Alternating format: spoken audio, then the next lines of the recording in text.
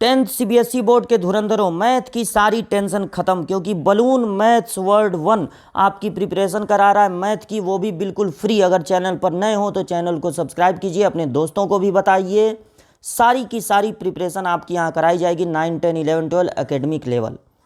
4.2 exercise पे हम लोग पहुँच गए हैं। क्वाड्रेटिक इक्वेशन चैप्टर इस समय चल रहा है और 4.2 का क्वेश्चन नंबर 3 तक लगाने के बाद आज स्टार्ट करना है क्वेश्चन नंबर 4 से। तो क्वेश्चन नंबर 4 देखिए क्या है, find 2 consecutive positive integer. Find 2 consecutive positive integer.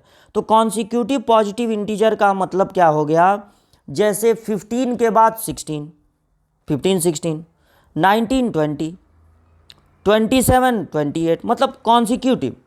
तो अगर एक नंबर उसमें से है 7 तो दूसरा 8 होगा, अगर एक नंबर है 19 तो दूसरा 20 होगा, यानी एक नंबर x है तो जस्ट उसके बाद वाला लेना है, क्योंकि यहाँ पर वर्ड कौन सा है, कॉन्सिक्यूटिव। कॉन्सिक्यूटिव लेना है तो हम लोग क्या करेंगे, let the number be x and x+1, क्योंकि कॉन्सिक्यूटिव है ना तो x y नहीं लेना है। कॉन्सिक्यूटिव का मतलब अगल बगल वाले, एक 2 और एक 12 नहीं होगा, 2 के बाद है तो 3 होगा। तो कॉन्सिक्यूटिव जब है तो हमको इस तरह से सपोज करना है, let the numbers be x and x+1। तो नंबर्स हैं x और x+1। अब दूसरी बात क्या कही गई है, सम ऑफ हुज स्क्वायर्स इज 365। ये जो नंबर हैं अगर आप उनका स्क्वायर कर दें, अलग अलग दोनों का स्क्वायर कर दें और स्क्वायर करने के बाद इनका सम फाइंड करें तो आपको मिलेगा 365। ये मिलेगा 365। अब इसी से हम लोगों को बना लेना है इक्वेशन, एक क्वाड्रेटिक इक्वेशन, और फिर उसको करना है सॉल्व। तो ये हो गया x², लेकिन यहाँ पर लगेगा a + b का whole square, that is a² + b² + 2ab जब करेंगे तो मिलेगा आपको 2x। इस 365 को भी इधर बुला लीजिए, राइट साइड में कर दीजिए 0। x² और x² ऐड होके हो जाएगा 2x²। फिर आपको ये x वाला लिख लेना चाहिए प्लस 2x, और अगर 1 में से 365 माइनस होगा तो बचेगा माइनस में 364। अगर आपके इक्वेशन के सारे टर्म 2 से डिविजिबल हैं तो आपको पूरे इक्वेशन को डिवाइड कर देना चाहिए 2 से। तो आपको मिलेगा x² + x और माइनस 2 1 जा 2, 2 8 जा 16, 2 2 जा 4। अब दो ऐसे नंबर सर्च करने हैं जिनका प्रोडक्ट हो 182 और जिनको माइनस करने पर आता हो 1। प्रोडक्ट हो 182 और माइनस करने पर आता हो 1, तो 182 का किया जाए प्राइम फैक्टराइजेशन। 182 सबसे पहले 2 से कैंसिल होगा तो बचेगा 91। अब इसके बाद 91 किससे कैंसिल होता है, अगर 13 का टेबल ध्यान में है तो 13 7 जा 91 होता है, यानी कि ये 7 से सीधे अब कैंसिल होगा और आएगा 13। तो ये 7 2 जा 14 और 13 यही दो नंबर हो गए, तो बड़े आसानी से जल्दी से मिल गए। अब हम x² को नोट करेंगे, प्लस के बाद लगा देंगे ब्रैकेट, x को नोट करेंगे और माइनस 182 इज इक्वल टू हो गया 0। यहाँ पर जो हम सर्च किए हैं 14 और 13 वो हम नोट कर देंगे। तो 1 की जगह देखिए यहाँ कोई नंबर नहीं है तो 1 है, 1 की जगह 13 14 + 13 तो लिख नहीं सकते हैं, तो क्या लिखेंगे 14 - 13, वही 1 होता है। अब ये ब्रैकेट ओपन करेंगे तो x² + 14x फिर माइनस 13x और फिर माइनस हो जाएगा 182 इक्वल टू 0। प्लस माइनस का इंटू यहाँ पर हो गया माइनस। पहले दोनों में से कॉमन है x, बचेगा x + 14, फिर माइनस 13 कॉमन हो जाएगा और बचेगा x + 14। माइनस के बाद ब्रैकेट लगेगा तो ये साइन बदल जाएगा, मतलब अपोजिट हो जाएगा। अब x प्लस 14 दोनों में से कॉमन हो गया तो बचा x प्लस 14 दोनों में से कॉमन हो गया तो बचा x माइनस 13। और दो चीज़ों का प्रोडक्ट जब ज़ीरो है तो 1/1 दोनों को ज़ीरो के इक्वल करेंगे, 1/1 दोनों को ज़ीरो के इक्वल। तो जब x प्लस 14 को करेंगे ज़ीरो तो यहाँ से x की वैल्यू मिलेगी 14 माइनस 14, और जब x माइनस 13 को करेंगे ज़ीरो तो यहाँ से x की वैल्यू मिलेगी 13।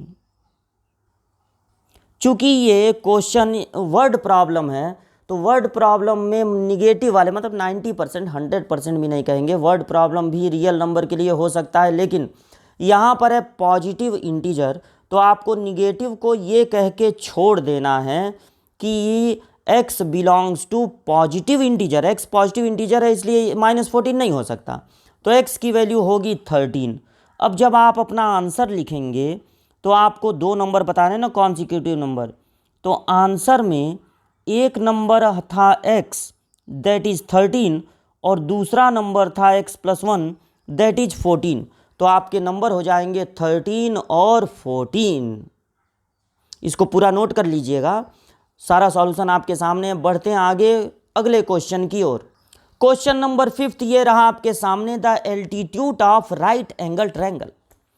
एक राइट एंगल ट्रायंगल है, यानी एक एंगल 90 डिग्री का है, उसका जो एल्टीट्यूड है, उसकी हाइट वो है 7 सेंटीमीटर लेस देन बेस, वो बेस से 7 सेंटीमीटर कम है।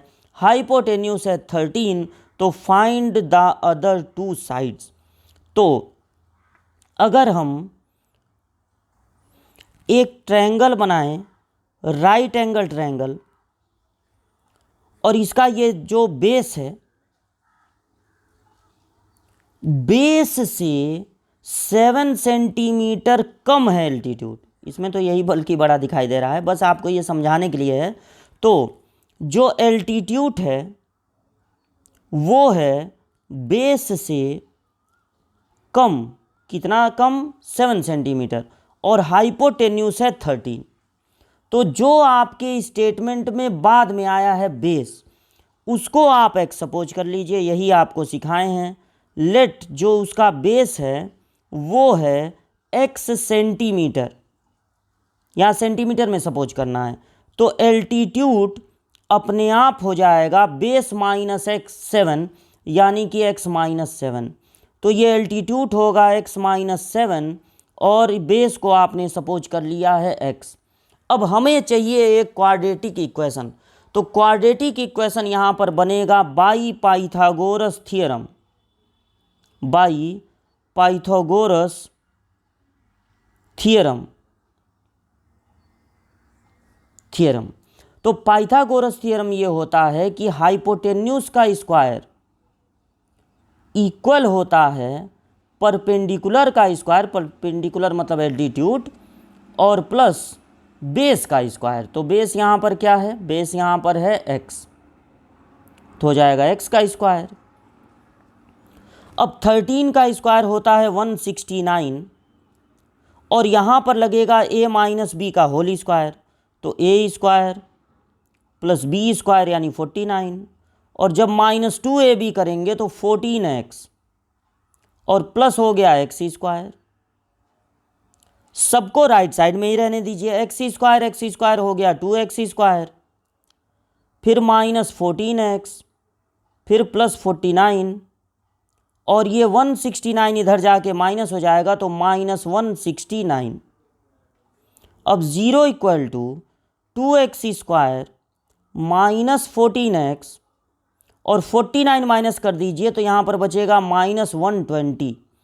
सारे के सारे नंबर 2 से डिविजिबल हैं, तो 2 से जब आप डिवाइड कर देंगे पूरे इक्वेशन को, एक दो टर्म को तो कर नहीं सकते हैं, जब करेंगे पूरे इक्वेशन को ही करना पड़ेगा, तो आपको इक्वेशन मिलेगा। देखिए यहाँ पर बचेगा 1, यहाँ 2 से डिवाइड करने पर 7, यहाँ 2 से डिवाइड करने पर 60।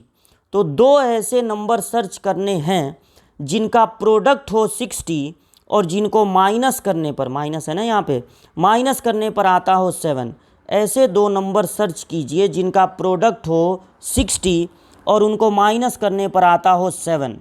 तो 60 तो बहुत बड़ा नंबर है नहीं, आप ऐसे भी सोच सकते हैं 10 6 जा 60, माइनस करने पर 7 नहीं आता है। फिर 12 5 जा होता है 60, 12 में से 5 माइनस करने पर 7 आता है। तो या तो आप प्राइम फैक्टराइजेशन करके जैसे कि आपको सिखाए हैं, या ऐसे ही मन में सोचकर उन नंबर्स तक पहुंच जाएंगे।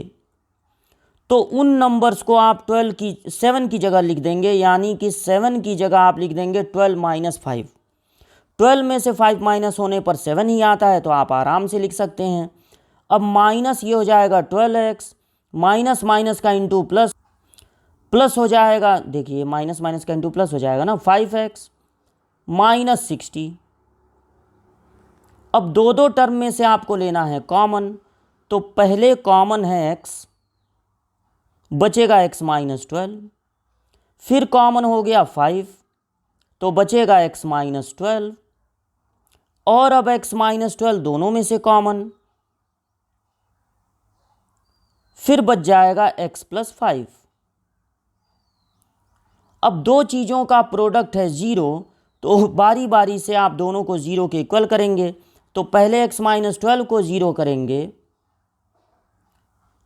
तो x की वैल्यू मिलेगी 12, फिर x माइनस 5 को 0 के इक्वल करेंगे, नहीं प्लस 5 है, तो आपको x की वैल्यू मिलेगी minus 5।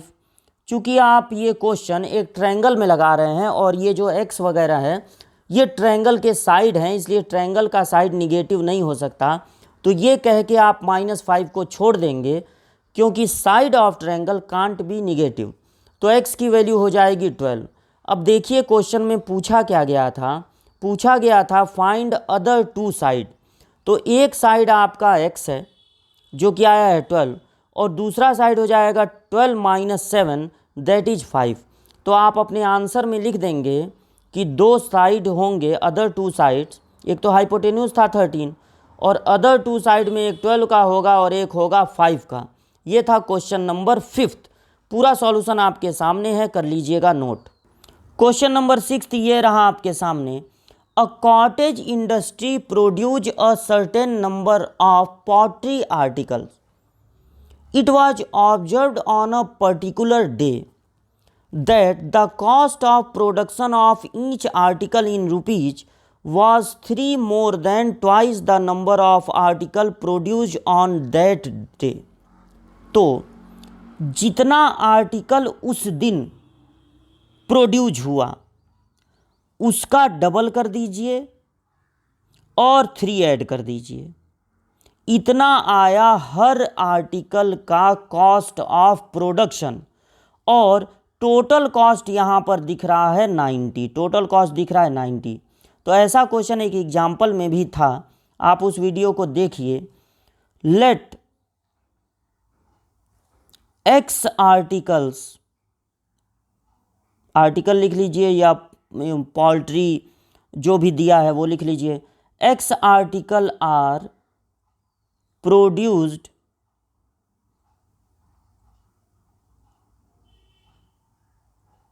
That day.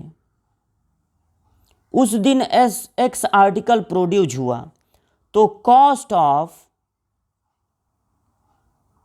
Each article कितना होगा, जितना आर्टिकल आपने प्रोड्यूस किया उसमें 2 का मल्टीप्लाई कर देना है और बाद में ऐड कर देना है 3। देख लीजिए, पढ़ लीजिए यहाँ पे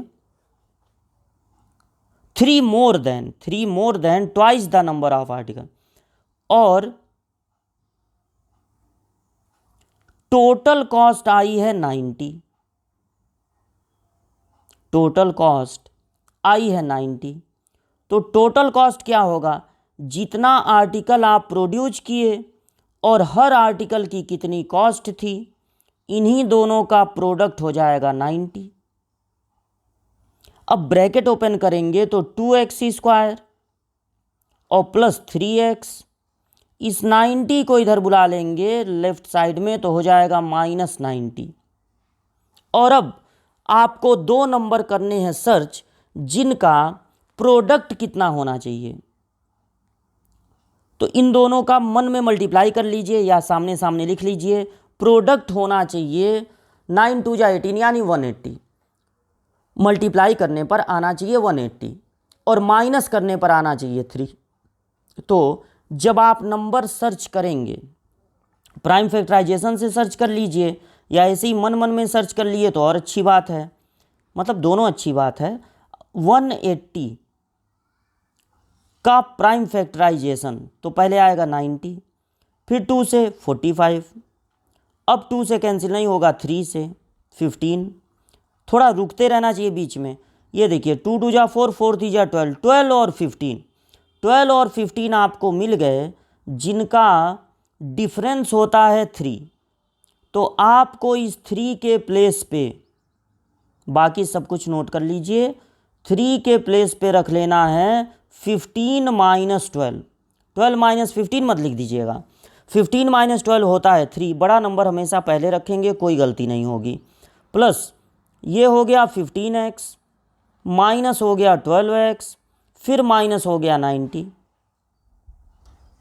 अब दो में से कॉमन, तो यहाँ सिर्फ कॉमन है x, बचेगा 2x प्लस 15। 12 और 90 में से क्या कॉमन हो जाएगा, देखिए यहाँ 2x बचा है ना, तो जरूर यहाँ से 6 कॉमन होगा ताकि यहाँ भी 2x बचे, और प्लस में हो जाएगा 15 इज इक्वल टू 0। अब 2x प्लस 15 दोनों में से कॉमन हो जाएगा तो बचेगा x माइनस 6। दो चीज़ों का प्रोडक्ट है 0, तो एक बार पहले वाले को 0 करेंगे, यहां से x की वैल्यू आएगी, पहले 15 को ट्रांसफर कीजिए -15, फिर 2 से मल्टीप्लाई हो रहा है तो 2 से डिवाइड, फिर जब आप x माइनस 6 को 0 के इक्वल करेंगे तो x की वैल्यू आ जाएगी 6। यहां पर x आपने क्या सपोज किया था, x था कितने आर्टिकल बन रहे हैं। तो ये बताइए कितने आर्टिकल बन रहे हैं, वो निगेटिव हो सकता है नहीं, निगेटिव में कैसे आर्टिकल बनेगा। तो x की वैल्यू हो जाएगी 6। अब आप अपने क्वेश्चन को देख लीजिए कि क्या क्या पूछा गया है। Find the number of article, तो वो तो हो गया 6, and the cost of each article. तो जब आप आंसर लिखेंगे, दोनों आंसर आपको लिखना पड़ेगा, ये पूरा सॉल्यूशन आपके सामने कर दे रहे हैं। और जब आप आंसर लिखेंगे तो दो चीज़ें बताएंगे, नंबर ऑफ आर्टिकल पूरा लिख लीजिएगा, नंबर ऑफ आर्टिकल 6 था, अरे x था तो वो 6 हो गया, और प्राइस ऑफ ईच आर्टिकल या कॉस्ट ऑफ ईच आर्टिकल,